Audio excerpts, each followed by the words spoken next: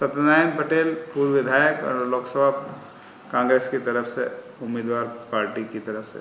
विधायकी में सबसे बड़ी उपलब्धि यह है कि देश आज़ादी के बाद प्रधानमंत्री सड़क से ऐसी कई पुलियाँ नहीं बनी थी जो चंबल नदी पर हमने श्रृंखला के रूप में बनाई 5 से 7 जो उसमें 50-100 गाँव जुड़े। दूसरी बात, जिस दिन मैं देपापुर विधानसभा में विधायक बना था उस समय रोडों का जाल 40% था। अब वो स्वीकृत करके जब मैंने प्रधानमंत्री सड़क से पूरे प्रदेश में 700 तक की जनसंख्या के रोड क्लियर हुए हैं।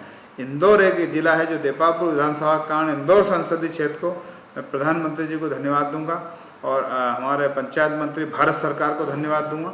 और ज्योतिरादित्य सिंधिया जी के माध्यम से उनसे मिले तो उन्होंने कहा क्या चाहते हो, तो मैंने कहा साहब हम सारे रोडें चाहते हैं। जो सूची थी उनने 500 तक की जनसंख्या की सारी रोड की स्वीकृति दी, स्वीकृति देकर टेंडर लगाकर बजट आवंटन कर। देखो, लोकसभा में अगर मैं चुनकर गया तो रोजगार के अवसर हम बेहतर तरीके से देंगे और उसमें हमने पूरा प्रयास करेंगे कि यहीं कैंपस हो, यहीं सारी व्यवस्था हो, लोगों को जिस योग्य व्यक्ति हो, टैलेंट हो, उस योग्य उसका जॉब। बेहतर शिक्षा के लिए हमने, हमारी सरकार ने, भारत सरकार ने, कांग्रेस की जो रही उसने की है। IIM और IIT जो देश का पहला शहर है जो अर्जुन सिंह जी हमारे बीच नहीं रहे, उन्होंने दिया हमारे मांग पर, कांग्रेसियों की मांग पर दिया।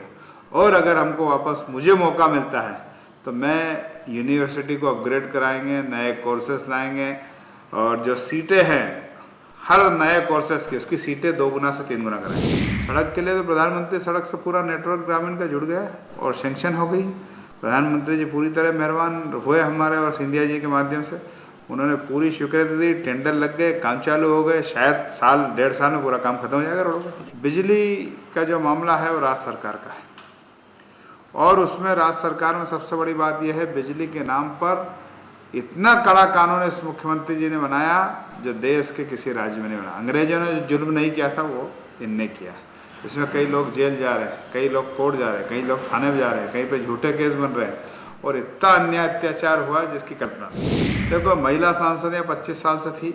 महिलाओं में सबसे ज्यादा देश में अगर कहीं क्राइम हुई है तो मध्य प्रदेश में, और मध्य प्रदेश में अगर कहीं क्राइम हुआ सबसे ज्यादा महिलाओं पर, बालिकाओं पर अन्याय अत्याचार हुए हैं, चाहे बलात्कार से लेकर कई क्रूर घटना हुई है।